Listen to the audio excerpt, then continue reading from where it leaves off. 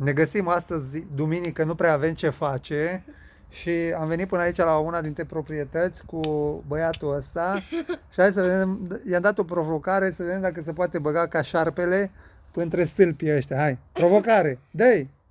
Căutați-mă pe YouTube, urmăriți-mă la Victor Rotar.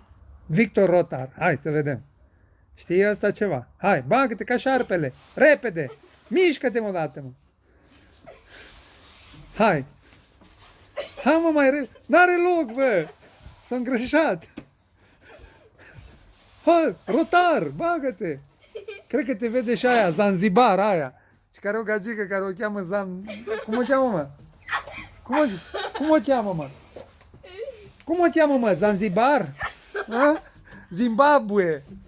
Cred că dacă vede gagica aia care o cheamă Zimbabwe... Stai că nu-i gagica mea. Cum? Zimbabwe! Zimbabwe o cheamă, mă, auzi? Ia, uite șarpele. Urmăriți-l pe Rotar Victor, bine?